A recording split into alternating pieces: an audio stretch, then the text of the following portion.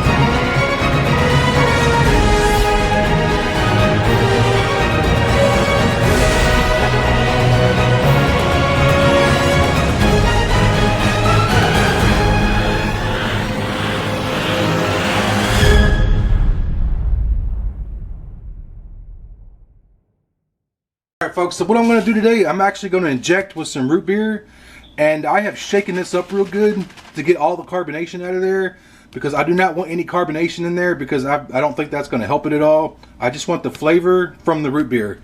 So shake that up real good. Nice and flat. Doesn't everybody love a flat pop? No, I'm just playing. Me and my wife actually hate flat pop. No, but I just don't think that carbonated pop is gonna do very good being injected inside of a brisket. So let's go ahead and inject this bad boy up. I've never injected a brisket before, folks. I've become a big fan of injecting my pork butts, so I'm hoping that this right here is gonna bring me over the top and give me that victory I need over the brisket. Don't squirt me. Don't squirt you? That's what she said.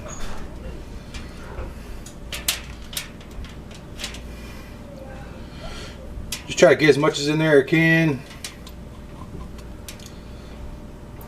I don't know if there's really an exact science to this. Okay.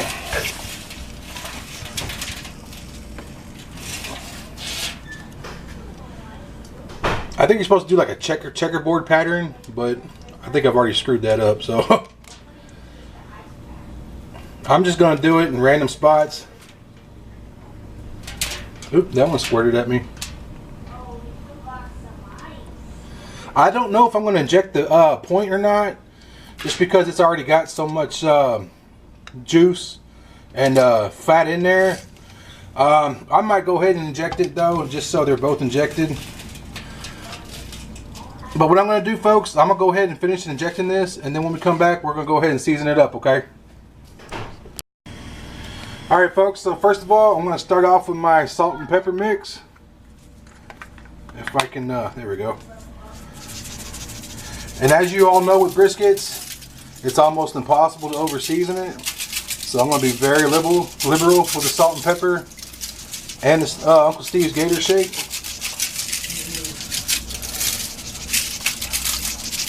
Ooh, look at that, man. That's going to be delish. I tell you what, man, even though I've had some fails on this brisket, the flavor is always phenomenal, man. But today, not only am I going to get the flavor, but I'm going to get the tenderness, the juiciness that we expect from a brisket. So I'm going to just be really liberal with this Uncle Gator shake. Thank you, BBQ Pit Dogs, for sending that to me. I'm so happy about that. Just kind of pat that in real quick.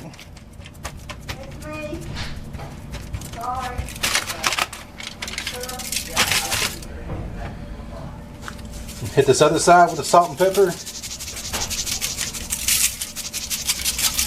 I didn't trim too much of the fat cap off because I want to keep that there as much as I can to protect the meat. I was thinking maybe one of the things that I was doing wrong was maybe I was cutting too much of the fat cap off.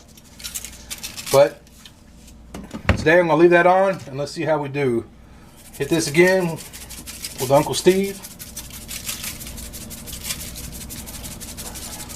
Boy, I got this today, man. I can just feel it, man. Uncle Steve, I can feel it, brother. Feel it. Sorry, I get crazy.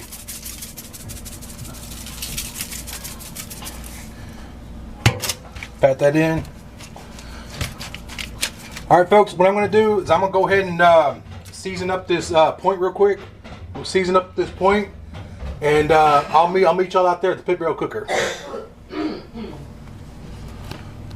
All right, folks, so I got both the point and the flat on the pit barrel cooker, and I'm cooking with a mixture of hickory and apple wood. And I don't believe I'm gonna have to do any kind of spritzing because usually I don't spritz on the pit barrel cooker because it usually keeps it pretty moist in there. But I guess I'll come back here in a couple hours and just let y'all see what it looks like. And then, well, y'all know how I finish it off, but I'll see y'all here in a couple hours. All right, folks, I'm gonna go ahead and take a look at this real quick. My thermometer is reading the internal temperature at 174 after 2 hours, and I just don't buy that. So I'm gonna use my trusty old Thermo Pro. Let's see what we're looking like. This is showing me 150. Okay, so we're looking at about 150 right here. So I think my thermometer is going out, so I'm gonna have to get me a new thermometer. So let me see right here. See what we're checking right here. We're at 142 right there. Yeah, so my thermometer is way off right now. Daddy, look. What thermometer? Look on ground. Well, up here it's a little bit higher. Daddy, look on So ground. I guess up here, yeah, baby. Up here it's a little bit hotter than it is down here, so I need to keep an eye on that. All right, folks, I'm gonna let this go a little bit longer, and then I'm gonna wrap it up, and then put her in the oven. Okay, folks. All right, folks, so I've had this on here for about 4 hours now on the pit barrel cooker, and the bark's looking really, really good. I'm pretty happy with that. I noticed you get a really good bark when you hang the meat. So what I'm going to do now is I'm just going to use a little bit of root beer just to kind of dab on the bark. Kind of Harry Sue's method. Keep the bark moist. Now I messaged Dash from Still Drum Smokers Barbecue, and he said not to pour any liquid into the pan because I'm going to keep it in this pan and wrap aluminum foil over it. So I'm going to listen to him, and I'm not going to do that, but I am going to moisten the bark up just a little bit. That should do. Okay. All right, folks, I'm going to go ahead and wrap this up, and then I'm going to finish it in the oven, and when I see y'all back here, we're going to go ahead and cut into this and see how we did. Alright, folks. Alright, folks. So this is what we're looking like now with our finished product. The brisket was, this was a pretty fast cook on the pit barrel cooker. The pit barrel cooker was running around 320 to 350.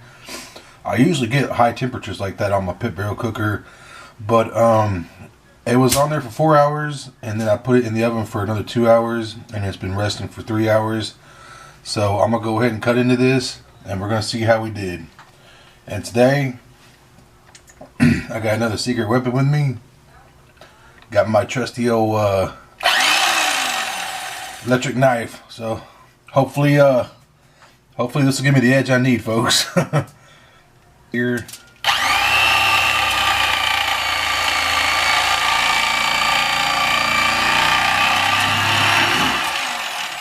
Sorry, folks. I know that's kind of loud.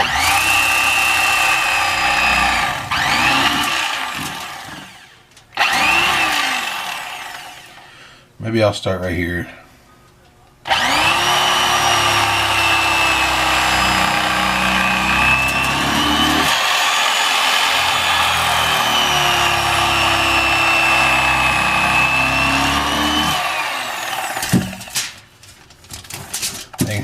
It's amazing how good I can cut with that. Break this piece off here. Oh my gosh. There we go, folks. That's what I've been looking for all along. I don't know if y'all can see that right, but... And look, there's a nice little smoke ring. It's not that big of a smoke ring, but it's a pretty good little smoke ring. Let's see how she pulls. Excellent. Folks, this is what I've been looking for, man. I told you, Uncle Steve, that you're the edge that I needed, brother. You and my electric knife, Rob Dog, that BBQ Pit Dog, thank you, brother. Well, I keep leaving a little bit uncut there. There we go, folks. I'm happy with that, man. That's a victory for me, and I'm happy. And I was so nervous, folks. I was so nervous about failing again, man. But I'm going to take this. I'm going to call this one a victory. I'm really happy about that, folks. Let me move this right over here real quick, and let me cut into the point. And let's see how we did on the point, huh? It's kind of small. But this was only a 10-pound brisket, so this was a pretty small brisket. So since the grain is running this way, the grain is running this way, I'm going to cut the opposite way, go against it.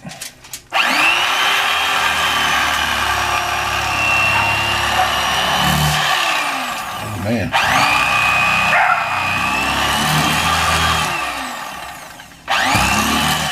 Get out there.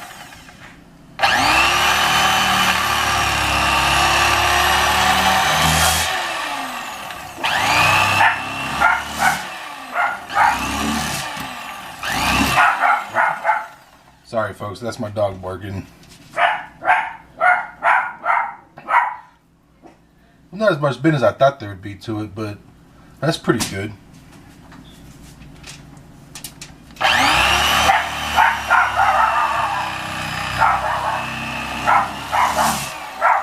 Hush, dog, I'm trying to do a video. That's pretty good, folks. The point's not as juicy as I thought it would be, but it's pretty good.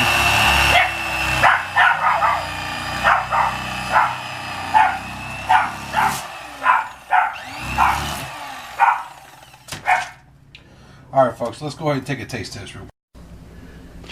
Alright, folks, so now I had got a message or a comment from Uncle Steve himself and telling me that he suggests me to pour a little bit on the finished product for extra flavor. So that's what I'm going to do. Pour a little bit of extra Gator shake on there. And let's take a bite. I'm excited, folks.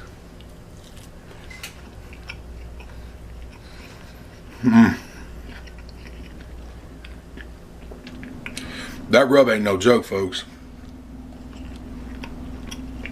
That rub is next level. I don't know what the heck he puts in there, man. I guess I never looked at the ingredients, but I tell you what, that is phenomenal, folks. If you haven't tried it, you got to try it, please. Man, I'm so happy with this brisket, folks. Is it perfect? No, not by any means. But I tell you what, it's better than these last few briskets I've done. So this means I can only get better from here. Folks, like I said, I'm really excited about this. Sorry, I'm feeling kind of nervous because I'm so jittery because I'm so excited about actually getting the bend that I needed on my brisket. That really worried me, man. God, that freaking bothered me so much, man. But like I said, it wasn't perfect by any means. I still got a lot of room to improve, but that was by far my best brisket I've done. Listen, folks, I appreciate you all watching, man. Thank you all so much. God bless you all.